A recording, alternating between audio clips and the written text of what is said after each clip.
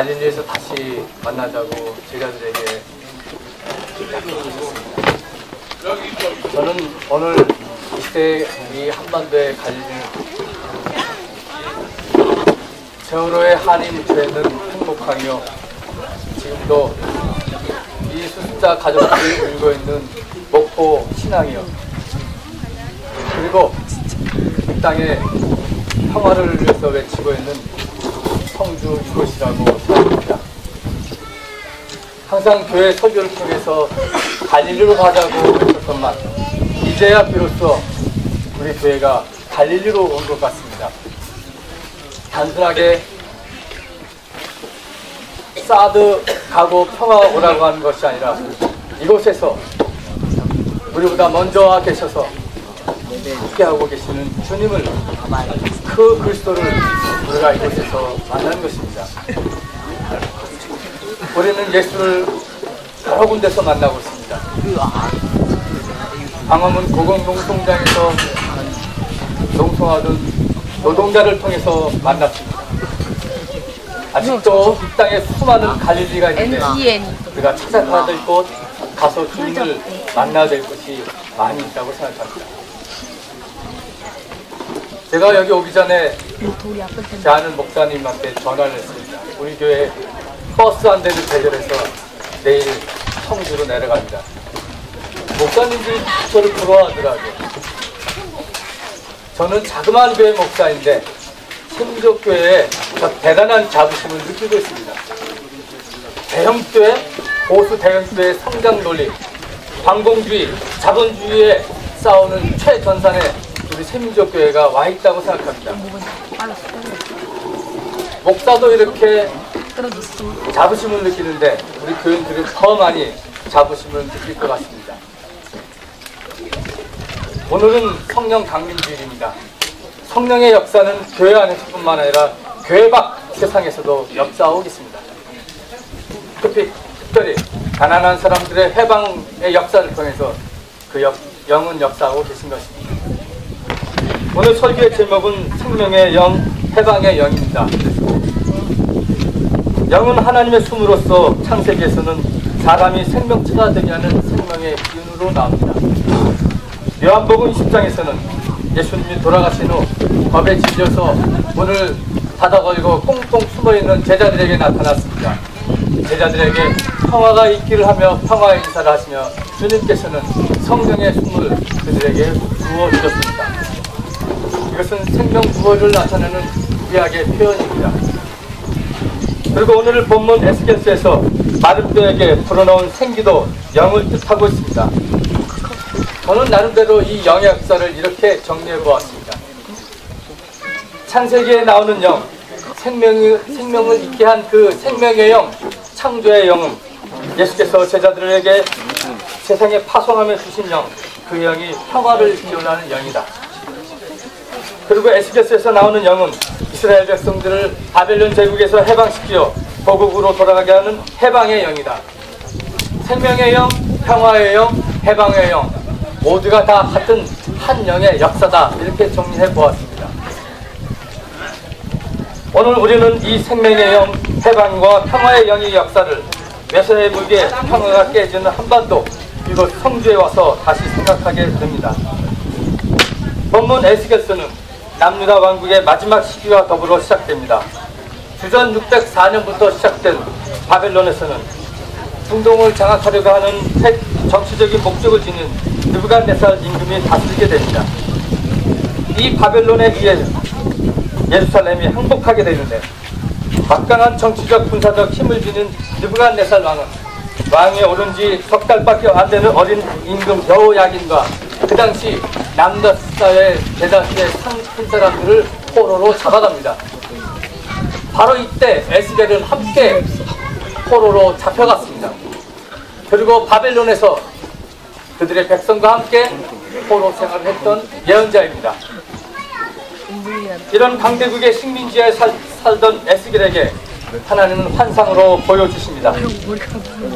묵시문학적 상징으로 기록된 오늘의 환상은 절망에 빠진 사람들을 일으켜 세우고 위로하며 그들에게 하나님의 새로운 구원활동, 해방의 활동을 보여주시려는데 그 목적이 있습니다.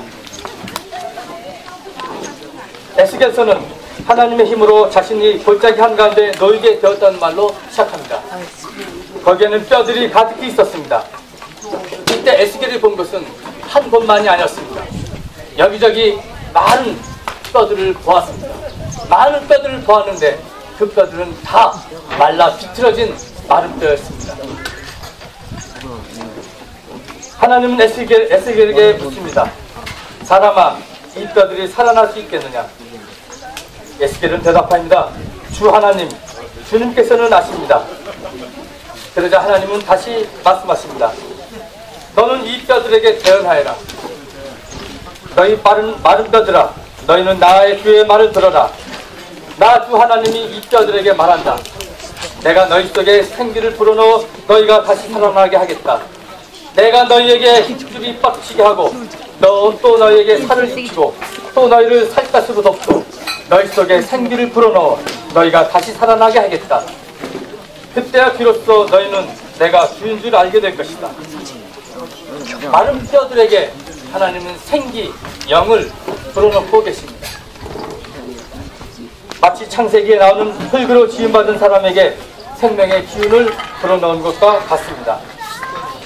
에스겔이 하나님의 말씀대로 하니 드디어 생기가 그들 속으로 들어갔고 비로소 그들은 살아나서 제 발로 걷게 되었습니다. 여기서 분명한 것은 생기를 불어넣은 분은 하나님 자신이었습니다. 에스겔이 아니었습니다. 그는 다만 마른 뼈를 다시 살아나게 하겠다는 하나님의 말씀을 대언한 것뿐이었습니다. 여기서 마른 뼈는 나라를 잃고 바벨론으로 끌려온 희망 없이 살고 있는 이스라엘 백성들을 말하고 있습니다. 고국에 남아있는 사람들도 처지는 마찬가지였습니다. 나라의 주권을 잃고 살고 있는 그들은 마치 다 죽은 몸과 같은 처지였습니다. 무덤에 있는 사람들과 똑같은 것이었습니다. 결국 에스겔이 본 환상은 이스라엘 백성들이 바빌론에서 풀려나서 고국으로 돌아가겠다는 희망이었고 그 희망의 주체가 하나님임을 분명히 하고 있습니다. 이스라엘을 해방시킨 것은 그 어떤 조직도 아니었고 숨겨둔 무기 창고도 아니었습니다. 혁명의 군대도 아니었습니다.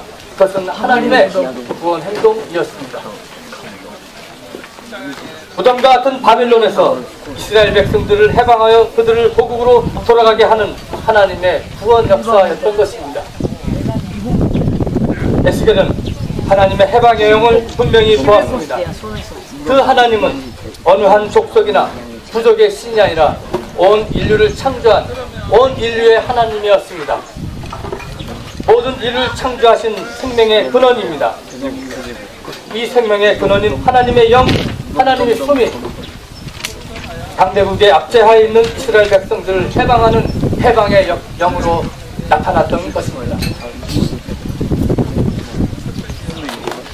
너희를 너희 땅에 데려다 주는 하나님의 역사, 이 역사 하나님의 영은 이 세계와 역사를 이끌어가는 하나님의 영입니다. 인간의 예상이나 판단 이상을 넘어 그가 하시고자 하는 대로 그분의 때에 맞추어서 바람과 같이 역사하시어 평화를 이루시는 해방의 영이십니다. 너희에게 평화가 있기를 하시면서 성령의 숨을 제자들에게 부어주신 예수님도 로마 제국 하에서 마른 뼈를 보셨습니다. 창과 칼로 식민지를 다스리는 로마 제국, 하나님의 이름으로 하나님의 이름을 빙자한 유대교의 율법주의, 정치와 종교 세력에 결탁한 예루살렘의 종교 사제들, 그 밑에서 허덕이는 갈릴리의 사람들. 예수님은 이렇게 인간을 억압하는 죽음의 세력, 마른 뼈의 어둠의 상황을 분명히 뚜렷하게 보셨습니다. 그래서 주님께서는 회당에서 이사야의 글을 이렇게 읽으셨습니다. 주님의 영이 내게 내리셨다.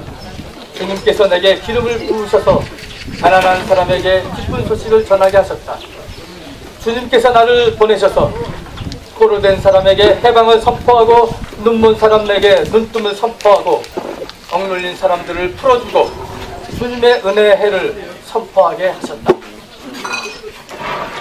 예수님의 이 사명은 그로 하여금 십자가의 길을 가게 하셨습니다. 그러나 그의 죽음은 예루살렘을 휘청거리게 했던 새로운 희망의 숨이여 해방의 바람으로 나타났습니다. 그것이 바로 예수의 생명 부활입니다. 예수의 생명 부활은 지배자도 피지배자도 강대국도 약세국도 다 하나님의 백성으로 돌아오게 하는 전 인류를 위한 해방의 부활이었습니다. 오늘 우리는 에스겔서에 나오는 마룻배와 같은 질곡의 현실을 한반도에서도 보게 됩니다. 분단된 한반도 역사를 돌이켜보면 우리는 강대국의 수탈과 침략에 허덕이며 살아온 역사였습니다. 농민들의 인권과 평등을 주창하며 일어난 동학 농민들의 혁명의 기운을 이 땅에 들어온 청나라와 일본이 짓밟았습니다. 그리고 우리 땅을 차지하기 위해서 한반도에서 전쟁을 일으켰으니 그것이 1894년의 청일전쟁입니다. 그 뒤로 러시아와 일본이 또 자신들의 이익을 쟁취하기 위해서 우리 조선 땅에서 전쟁을 했습니다. 러일전쟁입니다. 1904년. 러일전쟁 후 일본의 을사보호조약과 조선 병탄으로 우리는 36년 동안 일제 밑에서 식민지 생활을 했습니다. 그리고 2차 세계대전 이후 우리가 맞이한 것은 상대국에 의해서 한반도가 갈라지게 되는 미연의 해방이었고 그 이후 6.25 전쟁 이후 지금까지 분단의 세월을 보내고 있습니다. 지긋지긋한 마른 뼈들의 죽음의 역사입니다.